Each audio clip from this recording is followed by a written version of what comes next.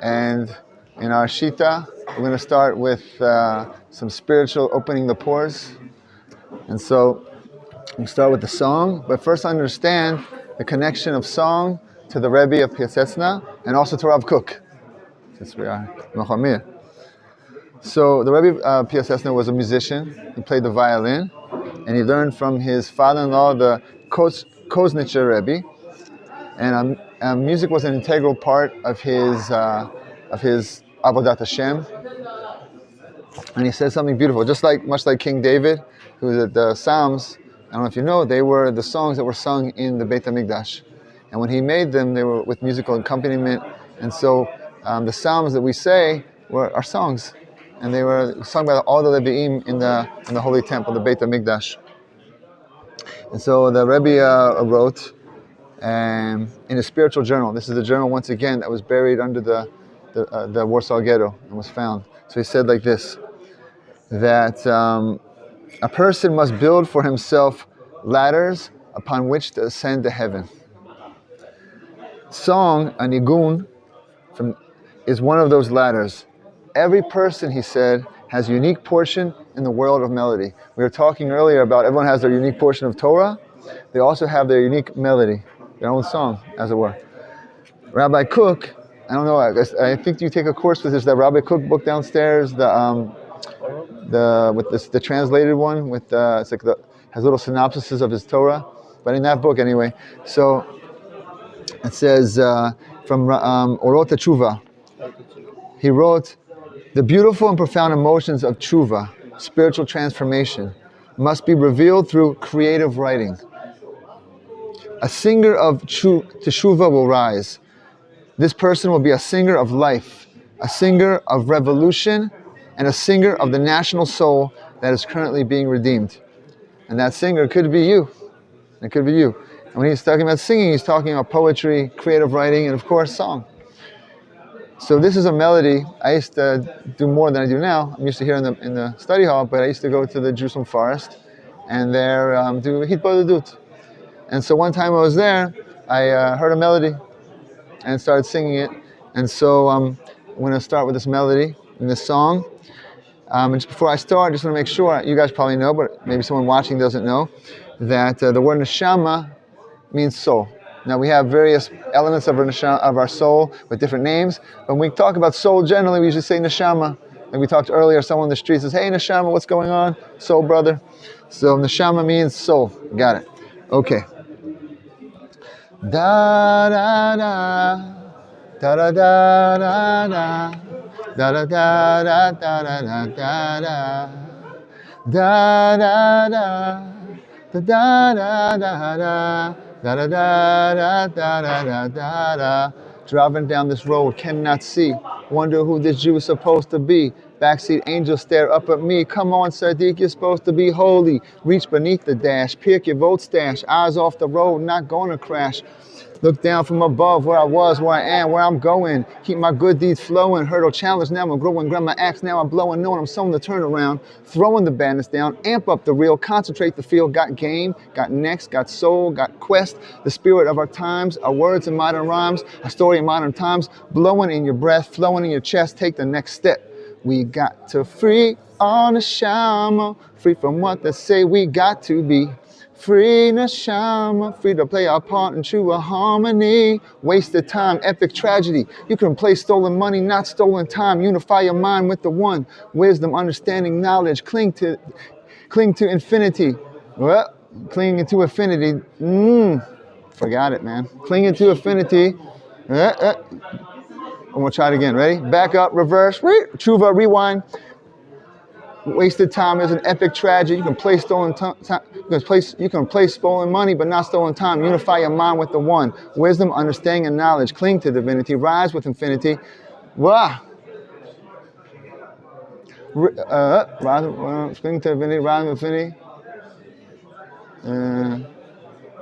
Forgot something about rip reality.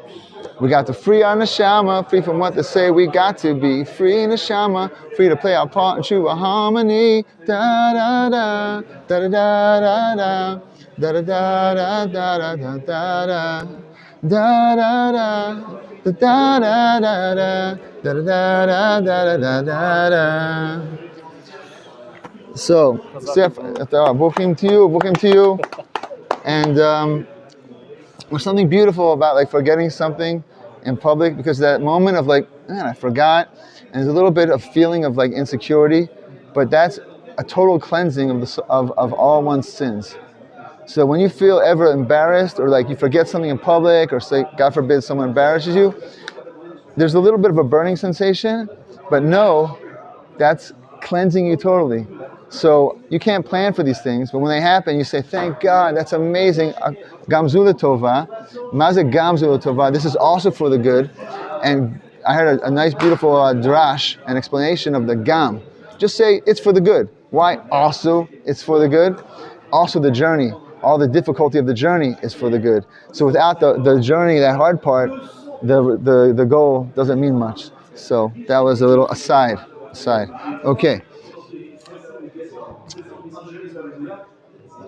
So we talked about, the song was called Free Neshama.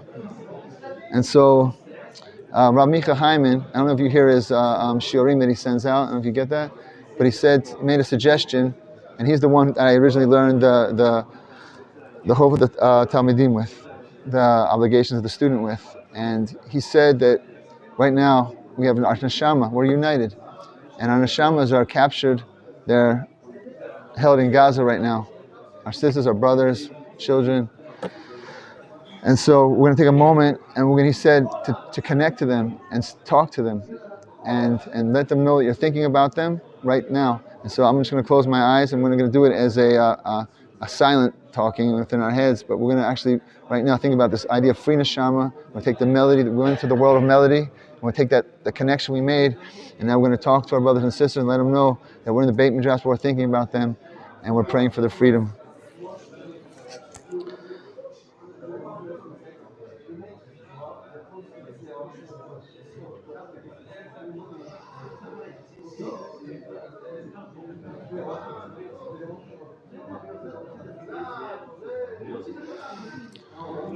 Okay,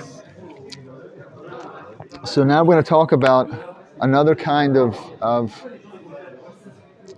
going to say hijacking. There was kidnapping, but we're going to talk about a spiritual hijacking. Probably thinking, what's a spiritual hijacking? So the Rebbe talks about in the spiritual journal that we often reference, he talks about the power of our soul and how it works. And he says the soul, we have different elements of our soul, but between the nefesh element, the soul, it's looking for stimulation. There's the deeper element of the pure, holy sparks of our soul, which is untouchable, and it's been on a higher level of all this world. But there's other elements of our soul that interact with our bodies and with this world. And so that soul is looking for stimulation. And the flow can attach to all kinds of stimulations. So, as the Rebbe writes, the human soul relishes, this is the translation of the Hebrew, relishes sensation. If the soul knows passionate prayer and Torah learning, it will want this. But if divine service is emotionless, the soul looks for stimulation elsewhere.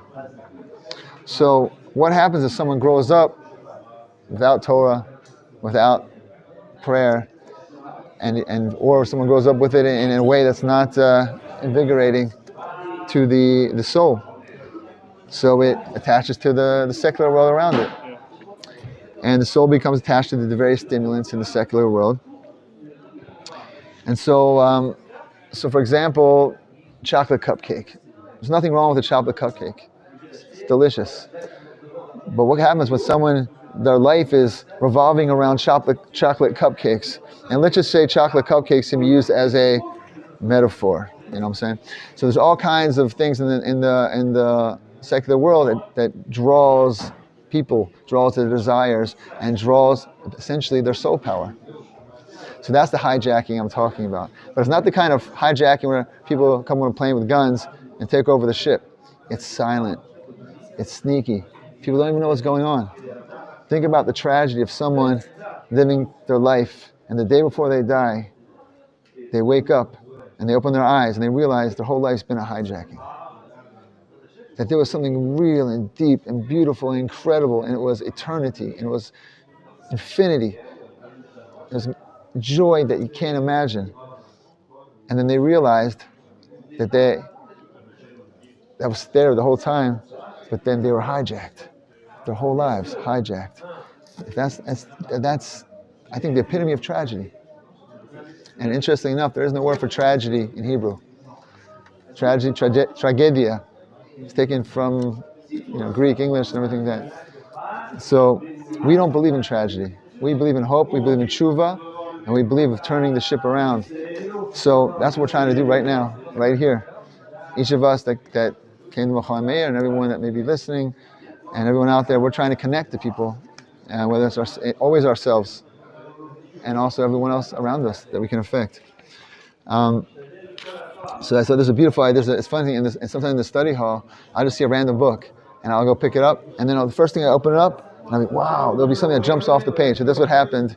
There's a book called God-Powered Life by Rabbi David Awon. I don't know who he is. I never saw it before, but I just opened the book and had this beautiful thing that I've done my whole life. I never thought about it. And he says like this. He says, you ever go to the refrigerator and open up the refrigerator, you look around, don't really see anything that grabs your eye, close it. 10 minutes later, you're back to the refrigerator, you open it up, look around, what are you looking for? He says, you're not really hungry. He says, your soul's hungry. And it doesn't know what to do, where to go to find nourishment. So it just goes to the refrigerator, but there's nothing there for it. So I thought that was a beautiful example we're trying to bring out here.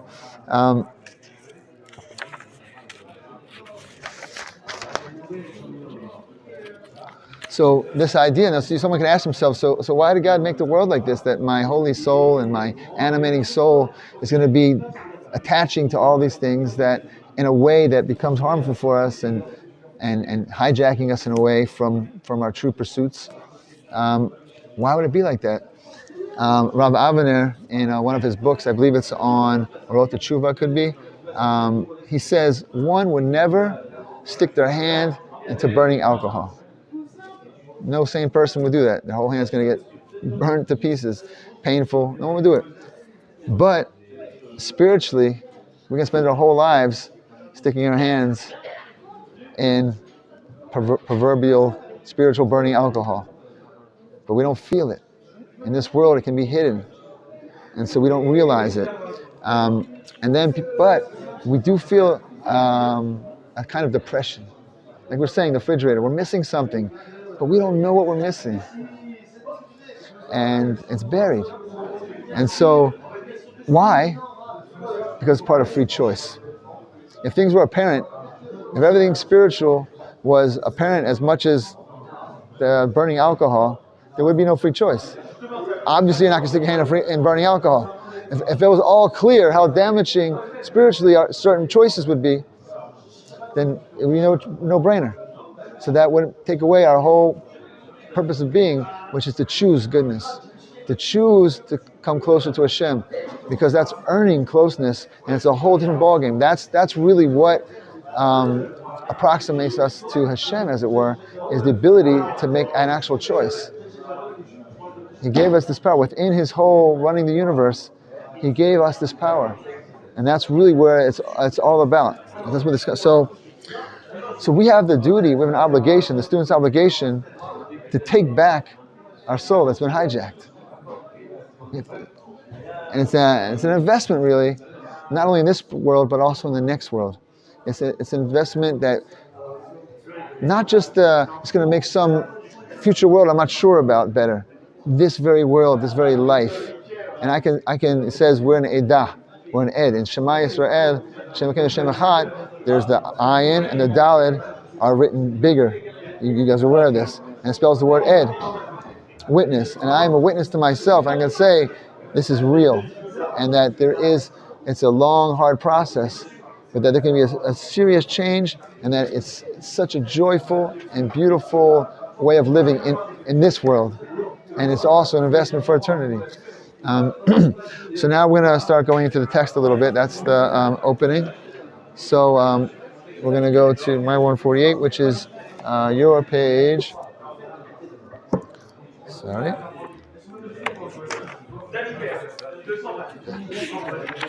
It's your page, Samech Aleph, and that is in Perek Shvi, in the seventh chapter on Samech Aleph. I can just like maybe look here if you want. Maybe be Israel. I just like do it like that. Okay. So I marked it here for you. Okay. ואני רוצים לעורר בך דעת מעצמך. Okay. We want to inspire you to have independent thinking from within. Hello. Okay, mommy. מעצמך. הלא עצמותיך ישראל הוא, ואת הרוח הישראלית שבך תגלה מקרבך, רוח האבות אשר עצור בקרבך יציץ ויגדל.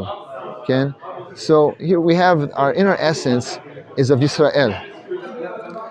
And it's a spirit, an Israeli spirit that's within you, that is to be, that you're going to discover within you. And what is the spirit of? It's the spirit of our forefathers. Who are our forefathers? Abraham, Yitzchak, and Jacob. Asher atzur b'kirbecha yatzitz v'yigdal. Okay? And it's going to blossom and grow within you. So, Abraham represents the attribute of kindness, of chesed. Yitzchak of gevurah, of strength. And then Jacob is the combination of the two. It's called Tiferet, the perfect balance. And because of that balance, as the Maral in Gevurah Hashem says, that it was decided on above that he would be Israel. And so Israel was his secondary name based on getting an extra soul. So his extra, a supernal soul was added to him, and so we are called the children of Israel. Not the children of Jacob, not the children of Abraham, not the children of Isaac, even though these are our forefathers, but the children of Israel. And this has a deep significance. And throughout this book, the Rebbe Pitzesna doesn't say Jew, he doesn't say Yehudi, he says someone of Israel. So we're not talking about today's modern state, we're talking about the congregation of Israel. This is a spiritual entity.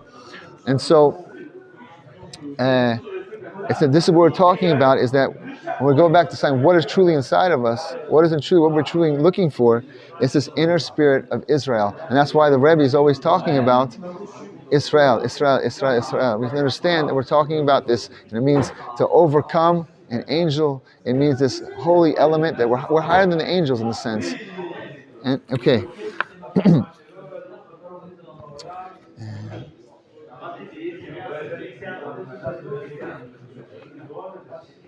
So one of the things that Rav Vigon also often emphasizes, and is also emphasized in in our book, is that the more we connect the collective of Israel, the more we're going to be revealing this supernal soul within us, that's within the congregation of Israel.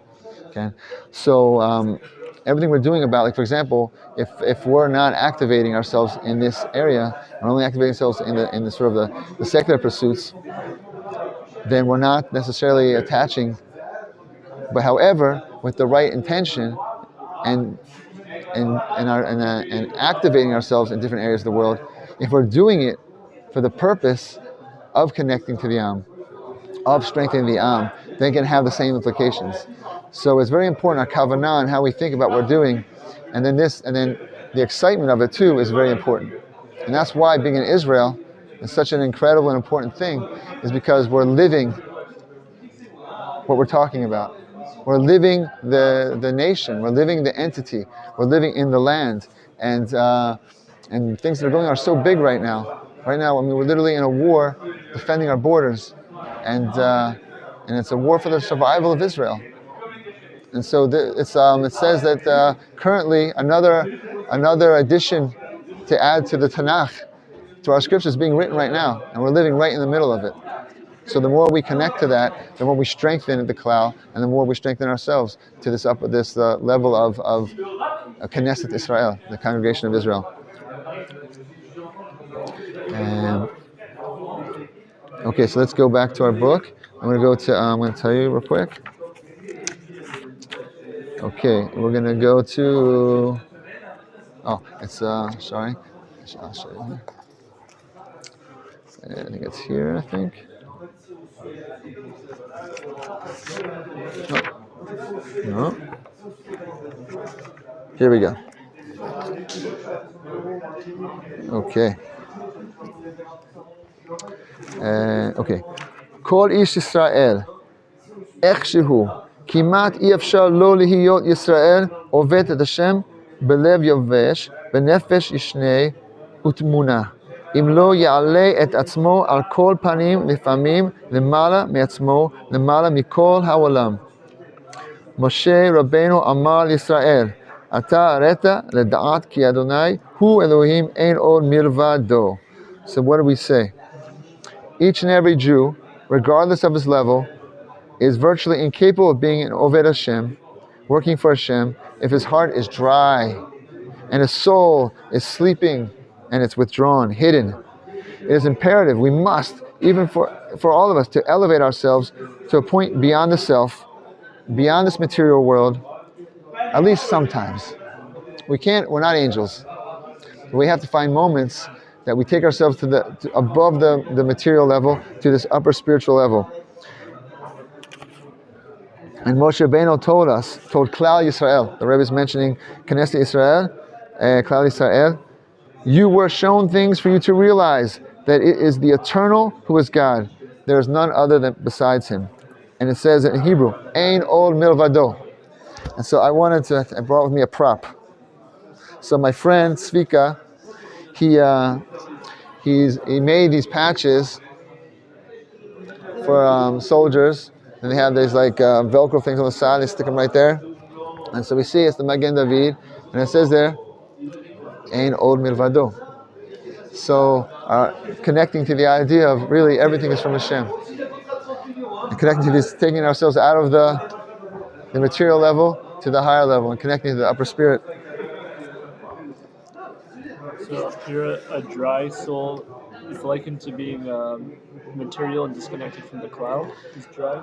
I think what he's saying, there's several things going on. There's also it's talking about even in Avodat Hashem, it can be going through the motions. Yeah. So one of the things the Rebbe is emphasizing is that we have to activate our nefesh in the Kodesh, in the holy. That's the idea. We have to take back our excitement. Like someone can get very excited, like one of the examples it gives is it's hard for someone to be doing the Avodat Kodesh, and all of a sudden it's like, hey, we're going on a trip. And the person all of a sudden stops being lackadaisical and is like excited, getting ready for the trip. So what happens when it goes down to sit to learn the Gemara, for example? How do we activate our soul to be excited in the Kodesh? And so that's one of the things he's referring to. And so it's about recognizing his power and knowing it's a possibility. And that I don't know if you guys have experienced it, but Baruch Hashem, I've been blessed to experience the joy of engaging in the holy, of delving in the holy. And so it's about redirecting. And of course, it's not about cutting off from the world, God forbid, but at least having some balance. Okay. And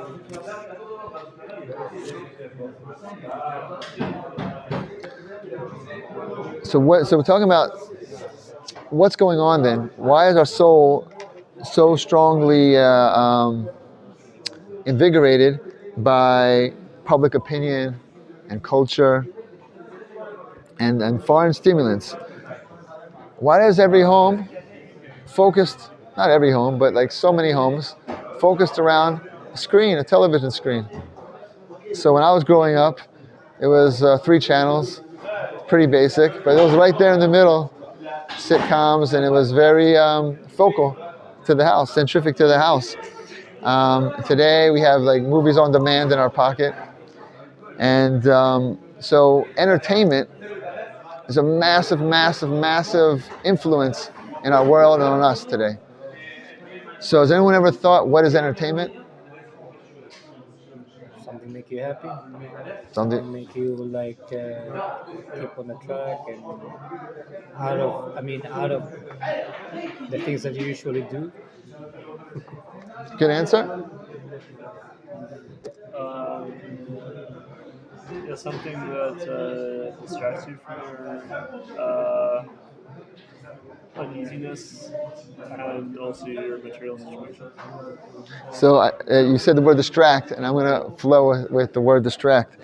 So I looked up the etymology, the origin of the word, and it comes from Old French. And so entertainment means to keep someone in a certain frame of mind. So it kind of keep you in a frame of mind and to amuse you. What's amusement? So the Old French, where the origin of the word it means a diversionary tactic in war, to amuse the enemy. So entertainment is to keep someone in a certain frame of mind and amuse them. And amusement means a diversionary tactic in war. This is obviously under the surface. So what war are we talking about? And who's trying to divert me? So we talked earlier about this world being a balance. It has to be a balance to have free choice. So I'm not trying to make a conspiracy theory, but ultimately there's a massive force out there that's trying to keep us off track. So I have another little ditty. I even showed up for I did a ditty before, so now I'm going to do another ditty. Not necessarily in your honor, but you came. So on this theme. So we're talking about, just to fill you in, we're talking about the idea that our soul has, it needs stimulation. Our animating soul, not our super Kodesh soul, but our animating soul. And so if it doesn't attach to the Kodesh and it attaches to other things, then that's what excites the soul. Huh? Again, so if you like, so example, we're talking about food or something like that, where someone can be so stimulated by food that it becomes like such a major part of the life as a metaphor, but then things that are like Kodesh, that are connecting to God, seem very dry and boring because the soul's not into it. So it could be someone who is not observant, but their soul's not animated when they're doing all their learning. They're doing it like a robot, or someone that's not connected, and to try and get them to sit down, it's like breaking through a wall. And their soul's one brightens, the other one dims? Well, it's the same power. It's like one source. And so the question is, where's that source getting attached to? Once it gets attached, then it has in its mind, as it were, that this is what interests me. This is because I feel stimulated, not just from an intellectual standpoint, but this is what's stimulating me. And so once that happens, then the Kodesh gets abandoned. Chas v'shalom. Chas v'shalom. So then we use the word hijacking, but not a hijacking, frontal hijacking, but under the radar hijacking. So now the question then is, what it is, what's going on to realize it, and then how to get it back. So my day ran away from me, baby. Internet knocked me out. 3 clicks on the YouTube, and I was down for the count. I gotta stop, recreate my day. TikTok is not the way. Gotta stop, recreate my day. Get on my mission, sway, not stray. So that was kind of it in a nutshell. But what also I'm demonstrating is that we don't cut ourselves off from the world. We just take all the kli, the vessel of the world, and take it and infuse it for good, and it's enjoyable. It's od yoter, and I brought a quote from Rav Kook talking about we have to take back like creativity and use it and direct it within the Kodesh, and tshuva especially, spiritual renovation, spiritual rejuvenation, and so that's what we're trying to do. Who is this tzaddik that we have? This tzaddik is Mordechai the Yehudi. Hello, Mordechai. Is this your son? He's my son. An honor, Mordechai. So, I used to kayak. Has anyone kayaked? Yeah. You kayak? Yeah, you kayak. Canoe. So, do you have the whitewater kayaking? No, lakes and stuff. Okay. So I did whitewater kayaking. Wow. And so I was doing like nice rivers, but I never went on there's level 5 where I have killer holes. So a hole is like a hydraulic. So there's like a rock. The river flows over the rock, and then the water flows back and makes like a circle. So on like level 3, I don't even know about level 4, but level 3, they're fun. You can surf in them, but maximum if you get turned over, then they kind of spit you out. Not a big deal. But the killer holes, and there's plenty of kayakers died in these. What they do is they hold you in them, and they don't let you out.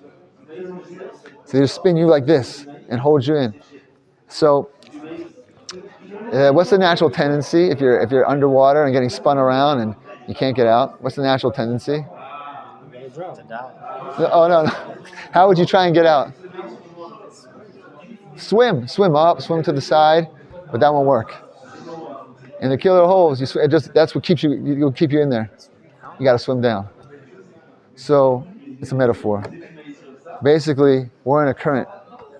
We're in a massive current. We talk about going up the river, but we're talking now about this current where our souls are hijacked, and we're not stimulated at all by, I'm saying there's a tendency where society that things that are kodesh and holy and may seem mundane, like someone who goes to shul twice a year, probably not the most exciting experience. Like taking a vacation to Vail and going skiing may be more exciting to the person than sitting for a few hours in Rosh Hashanah or Yom Kippur. Just throwing that out there. So it's the same soul, the same animating soul that's like really psyched to go skiing now, but not to be involved in Kodesh or like to try and improve its connection with Hashem via our Torah, our thousands of years tradition and things like that. Is animating soul, is that a translation? What's that? Is that a translation from Hebrew? I think so. I think we're talking about the nefesh. I think we're talking about the nefesh. It may be other elements of the soul as well. It can be our thoughts, the shema. I'm not so sure. I'm not an expert on the matter, but definitely elements of our soul. But I know there is elements of our soul that are untouchable, that are like the Kodesh Kodeshim, the Holy of Holies, that we're not talking about. But so the idea was, the metaphor is, we got to go deeper. We got to go deeper. We got to go deeper in a creative way, in an exciting, creative way. And so as we go deeper and experience, so for example, it may mean getting on a plane and coming to Israel, or being in Israel and then saying, I want to step out of my daily life and I want to check out what's going on spiritually. What is the tradition? What is this thing? What is we receive from Sinai? What's going on for all these years? What's going on? And the more you learn and attach yourself to it, experientially, especially, a Shabbos table is a wonderful. That's how I got started. The Shabbos table, you break out of your mundane daily life, which is a lot of times people upset with each other or jealousies and desires. You want this, you can't have it. Like, this person's got this, I want it, and like, I'm not happy because I don't have this, or all kinds of tensions and things like that, internal tensions. You step out, you sit around a table, you're just talking about how you feel spiritually, and it's just, and you enjoy the food. It's very important to enjoy the food, because it says, like, prophets, when we're saying we're not cutting ourselves up from the world. We're just redirecting these things. And so the Shabbos food is essential because it brings joy, and with that joy, then our extra soul we get on Shabbos can be with us, and then we get this uplifted. And then some people don't even know what's going on. You don't have to know what's going on. You can experience it. And then you know what's going on, and then you experience it at the same time. It's an incredible uplifting. And as the strengthen, then we can our soul slowly comes back. It comes back to us. So that being said, let's go to page. Come on. Okay. Okay. Here. So. Okay.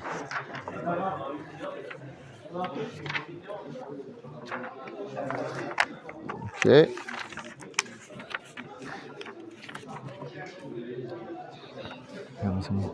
Okay.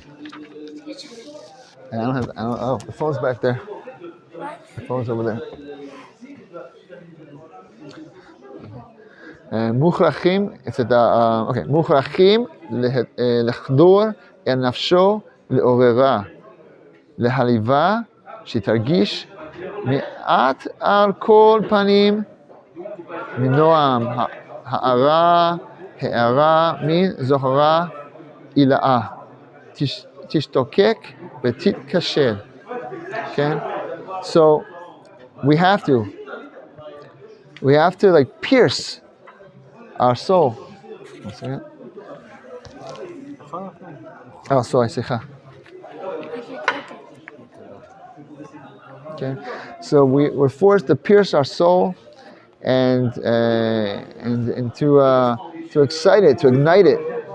Okay, we want to spark it, to ignite it, to feel a little bit of the pleasantness of this supernal lights in Hashem's ways, and we're going to feel a desire to connect and be part of it.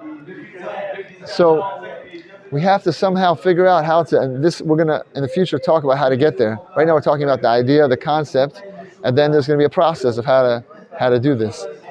But we need to ignite the soul. We need to pierce through these layers and get down to it, and we have to ignite it so that it also wants, because it naturally wants the Kodesh. It's just been hijacked. Most of the time we don't even know what's going on. So we have to like pierce it and bring it back. It's been covered up and redirected. Exactly. So we're children of prophets. We have the potential of prophecy. And that's why the Rebbe, I was saying earlier, the Rebbe calls us Yisrael throughout the whole work. Not Yehudi, because Yisrael is our element, our supernal element. And so he's talking to us, as we told earlier, you have to see yourself as a supernal spiritual being. Not some guy just going through the motions. Okay, yes, mommy. Okay, 1 second. Yep, yeah.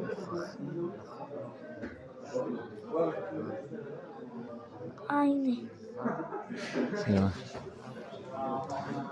Okay. Okay, so now we're going to go to another page. I'll tell you. It's shnia. I don't know, if we're already here and we're doing this stuff, doesn't that mean that Nefesh is already woken up? 100%. 100%. You still got to poke him? Yeah, all the time. But I mean, that's what I'm preaching. I used to preaching to the choir. Yeah, like definitely. I mean, preaching to the minion. Yeah, preaching to the minion. But I think it's something you're on fire. Baruch Hashem. We can't take that for granted. Like, oh, I'm on fire. It's automatic. Like tomorrow I'm gonna wake up and be on fire. There may be a chance. There may be, God forbid, but there may be a situation where you wake up and say, I'm not on fire. I'm feeling. So then we have to always. There's process, things we say, and there's things that we can do to help reignite ourselves. We have to just keep this in mind that we're always trying to put our soul into it. The Ikar is our midot, our character traits, and our soul. The Torah is really the Torah is really for us to be Torah. Yeah, it's us. I'm learning about myself. Exactly. You're learning about yourself and you're igniting yourself. And so that's what the Hasidut of the Rebbe Pitzas Nest is talking about. And thank God we all go through stages. And some people maybe are listening, they're in a different stage, but that's what the focus we're shooting for. So now we're at 53, sorry.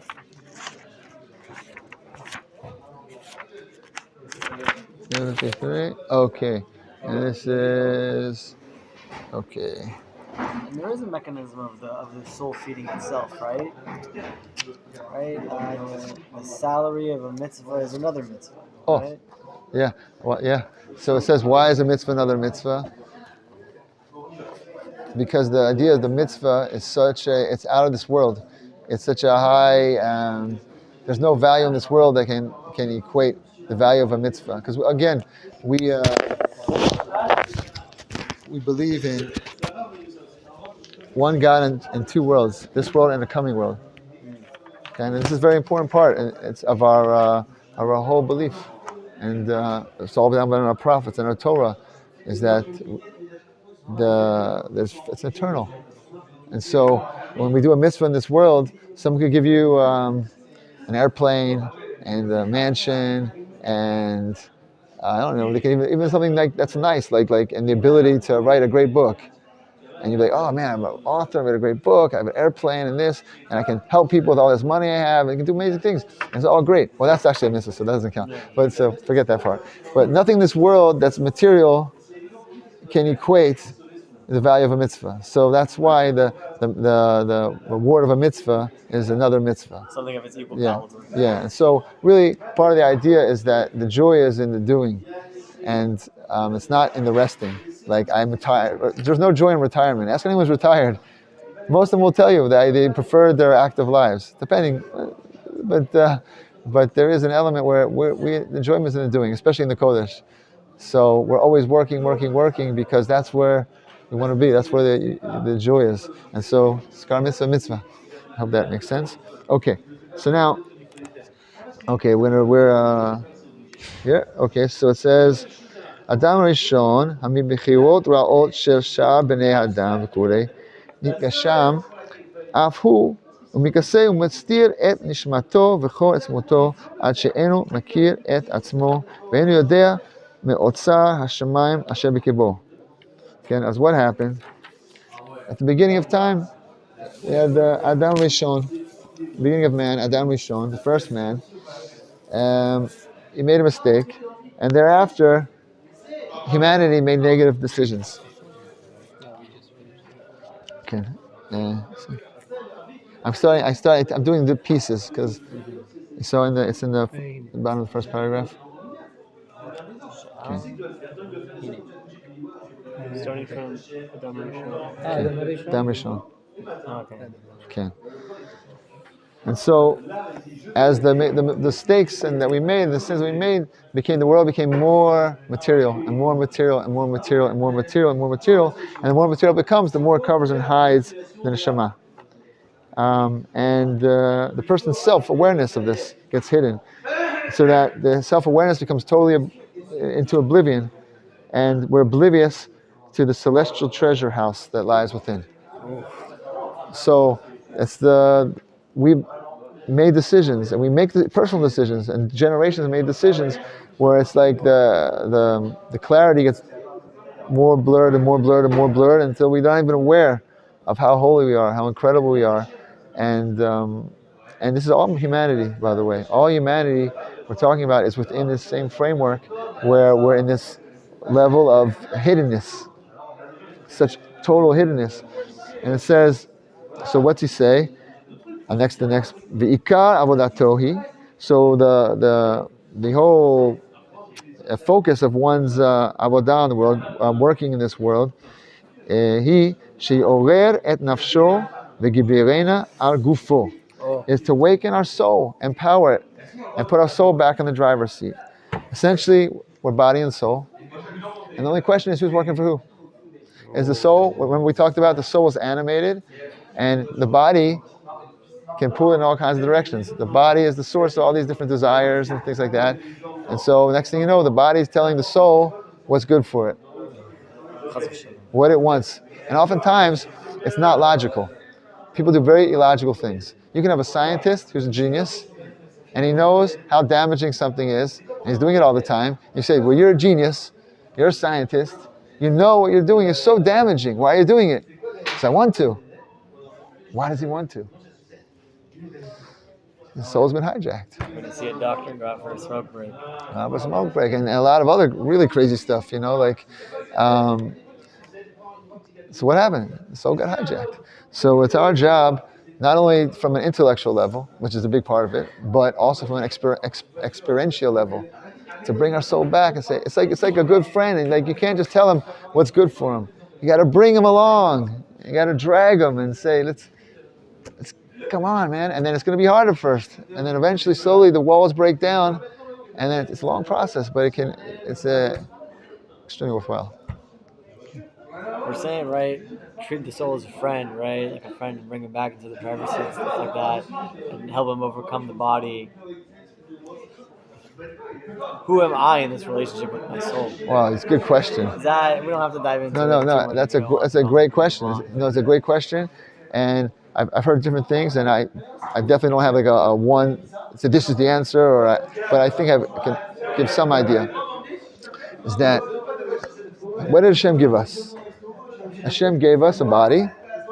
Some people are 6'10", some people are 5'3". It's not like they chose it. They just woke up one day and that's who they are, right? That's from Hashem. Hashem gave us our soul. This person's born with that soul, with this soul, with that soul. And so that's from Hashem. So what's the one thing that Hashem said, I'm going to give you some ability here to make some choices? A free choice is, and what we do with it, that kind of defines who I am within everything else is a gift, like a gift from Hashem. And that's also a gift from Hashem. And also it's not completely independent, but if we, you learn the Nefesh Chaim with Rabbi, we go on in the morning and in the afternoon, and we hear about that within the framework of that Hashem made this world, that's where he said, this is where you have some ability to actually make choices. They're not fake. It's not like fake. You actually have ability to make choices. And so that really, like for example, someone getting up one day and saying, I don't know, I met this guy, and I also want to talk about too, the idea of when you meet a holy soul, you can just tell something is very influential, and you feel this like cleanliness, you feel this inspiration, like you just want to be good. You meet someone, so you don't know why. I mean, they didn't say anything like magical to you. You just had a little conversation, but just being around someone who's purified themselves, and where their soul's in the driver's seat, their animating good soul is in the driving seat. What I'm saying is their soul is directed into the good things. You feel this power from them, and you just want to be good. And so sometimes it's hard to find. That's why it's good to come to Jerusalem. It's good to come to places where these people are frequent and walking around, because the more they're there, Tzaddik Yisod Olam, the righteous ones, they're the foundation of the world. And so we connect to them, and then we empower ourselves, and hopefully one day we can be one of them and maybe influence other people. That's the goal. Okay, so okay. Okay, so now we got to be clear, and the Rebbe's clear about this too, and this is based on the Rebbe, is that we're not here to put the world down and say, oh, it's just a nasty world out there that's trying to trip me up, and God forbid. Hashem created the world, and it can be a wonderful, good place. It can be wonderful. It can be incredible and good, right? A prophet, like we said earlier, before he could prophesize, he had to had some good food, some good music, to uplift himself. So we're into the world, but the question is how? How? So let's read what the Rebbe has to say about it.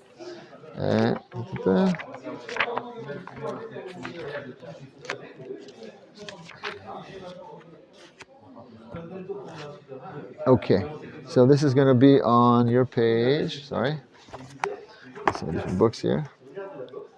Here we go. Okay, it's on Kuf Yud Dalet. מתחילים, ואף למטה רק בני. רק בני. כן. אוקיי. בני עולם טועים. People of the world make a mistake. לחשוב על עולם הזה אשר השם ברו. To think about this world that Hashem created. כמין אוצר של תאוות, מחשבות, נטיעות, רעות הוא. They think that it's some kind of storehouse of evil desires, thoughts, and tendencies. ומי שרוצה לעבוד את השם מוכרח לצאת ולהתרחק מן העולם כולו. And someone who wants to work for God and be close to God has to separate himself from this world totally. I'm going to skip a line. דומים הם למי שראה איש שטיבע את עצמו בנהר ויגזר אומר שהמים עצם רעו בעולם ונראו רק להמית. It's like someone who sees someone who's trying to drown himself in a river of water.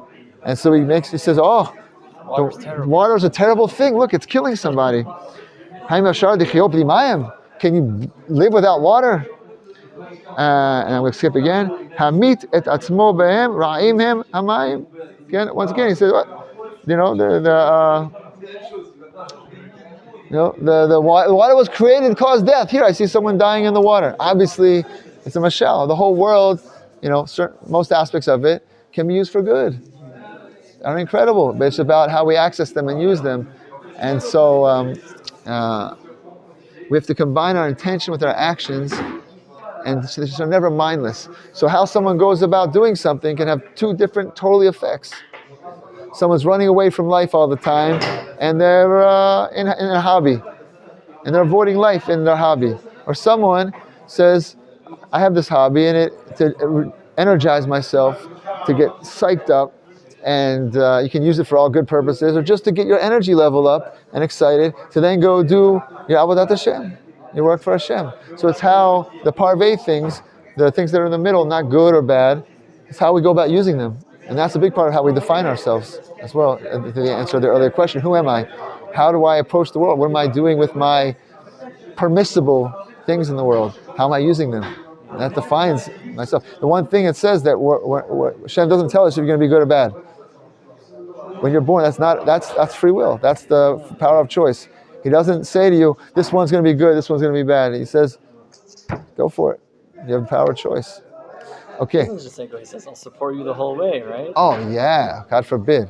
Yeah, no, that's big time. Even our choices with Hashem's involved in that as well. That's not, I don't want to mislead. Thank you for saying that. So for the hobbies part, so it's both the purpose that you're using this thing and the moderation in which you use it? Yeah, like I mean, it's definitely the kavanah. Kavanah is involved with everything. Everything you do, how you're doing it, why you're doing it, and what you're saying, what you're thinking is relevant to animating your soul and how your soul is interacting with it. And then also depends whether it may be permissible or not permissible. And so, like for example, we made the example. So if someone who spends most of their days doing hobby and not really connecting to Hashem via all the commandments and things like that, it's like out of whack. It's like someone goes to the gym and only works out their torso, upper body, and never their legs. It's fun to work out it's not fun, for me, it's not fun to work out the legs. Everyone likes to work out the upper body, and, who likes, in the gym, but like legs, usually it's like leg day. So it's like, the same thing, it's like we're so focused, society is so focused on entertainment and hobbies, and also parnasah, which is important, but for the sake of parnasah. Not parnasah is making a living, not for the sake of what you can do with it, but like this, the thing in and of itself is an obsession. And so the whole idea of our mission statement to bring oneness to the world via our Torah and connecting to Hashem has become of like waylaid to a certain extent. And even the societies where it's not waylaid, the question is, are we putting our soul into it? So it's multi. It's multi. So I just want to end off with from the Eish Kodesh. We talked about this before. Sacred Fire. This is the collection of the writings of the Rebbe, that he would have his Torah thoughts on the holidays, on Shabbat, and then after he would write them down. And then this is what they were buried under the Warsaw Ghetto, and then they were collected into this collection. And so on our Parsha of the week, Parsha Bo, he says something about, we talked earlier about everyone has their song, their melody, in the world of melody. Each one has their own particular melody. And we talked earlier about everyone has their own Torah. There's nothing, your Torah that you bring to the world is not my Torah. It can never be. There's something in your Torah that is only you can do. So that on that issue, the Rebbe brings that in Eish Kodesh. So I'm going to read the Hebrew for the sake of the Kiddushah, the holiness of it, and then we'll read it in English in its entirety. לכן האיש הישראלי בלימודו את התורה בפשט התורה וכן בנסתר צריך להשתדל שיבוא על בחינת סוד. וכל מה שכתוב בספרים הקדושים, בספר הקודש, מאור ושמש, שבחינת סוד שבתורה אין הכוונה על הקבלה. כי הדברים נמצאים בספרים הגלויים, וכל מי שרוצה לומד בהם, ויכול אחד ללמד עם חברו, ואין לקרוא אותם סוד.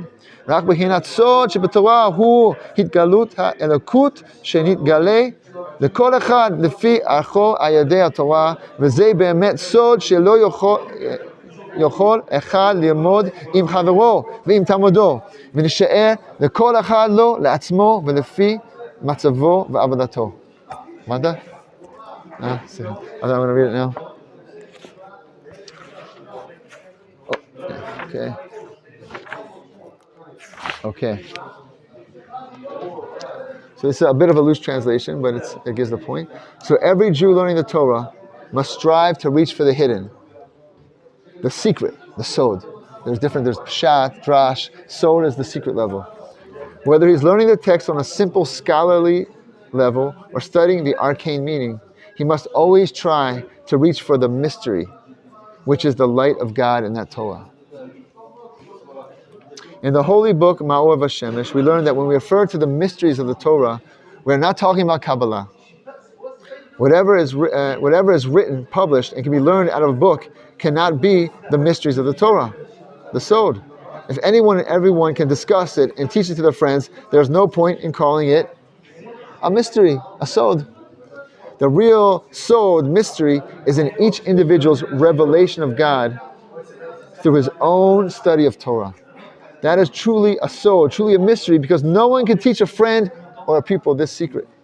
It remains for everyone to acquire his own understanding of God at the level he reaches and with the effort he invests. He says that is Sod. So this is coming from the Rebbe writing on our Parsha. Bo. This is a few months before the massive liquidation of the Warsaw Ghetto.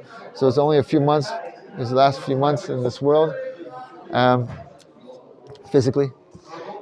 And so then it goes on to say, לכן כל איש אחר לימודו, שלומד איזה שעה וכן אחר תפילתו ועבודתו, צריך להביט בקרבו אם התקרב מעט על כל פנים אל בחינת הסוד. חוץ מזה שצריך להסתכל בקרבו בכל איזה חודשים או שנים, על כל פנים, אם נתקרב בכולו יותר, צריך אחר כל שעות הלימוד והעבודה לראות כי נזכר לעיל, כמו אמרנו למעלה, היינו שאפילו אם לא נתעלה כולו, שגם יקום במקום קודשו ויהיה באמת גדול מכפי שהיה. יראה אם על כל פנים לפי שעה היינו אחרי שעת התורה, אינו אותו האיש שאחר שעות ההבטלה. As what he said is, besides taking a personal inventory every few months, or at the very least every few years, to assess his relationship to God, every person must stop and take stock immediately after learning Torah, even if the learning was only for an hour. Also, after prayer and after worship, a person needs to look inside himself and ask whether he has completely changed or not. That when we have a touching of Torah, we're touching our secret that we share with God, only with God. And anytime we're learning Torah, the Rebbe said we should stop after and say, has it changed my complete being? Has it changed my complete being? If it hasn't changed my complete being, then that's the idea of we have to readdress putting our soul into our learning. And this is a high level we're talking about, obviously. This is the Rebbe shooting for the higher level. We're not shooting for medium or low. He's saying, I want to animate myself. I want to be totally connected to God by the Torah, and that's where my secret is. And so that's brought to us from the Rebbe on Parsha Bo. And there's the Var Torah, and there it's several pages, and it's about different issues, but that's one element that he brought within it that I thought was connecting to this whole theme of animating our soul, of taking it back from being hijacked, and then readdressing the world from the soul to the world, not from the world to the soul. You know, who's running the ship? And we should all be blessed, please God, to take our souls back, and then from the place of the soul, readdress the world with balance, like Jacob was to Ferret. He was balanced. We have to balance our world. We're not running away from the world. We're not shutting it off. We want to readdress it, because that's where we can grow. To bring Hashem down into this world. What's that mean, bring Hashem down into the world? To reveal Hashem in the world. To reveal the Shekhinah in this world, and everything we say and do. And all this, please God, should be blessing for our soldiers right now who are fighting. Amen. Should protect them. And as we said earlier, for our kidnapped, our held prisoner, we speaking out to them as well. And should please God, should please bring them home today with Mashiach Tzidkenu, Berachmanut. And thank you very much. Shakar Kadosh.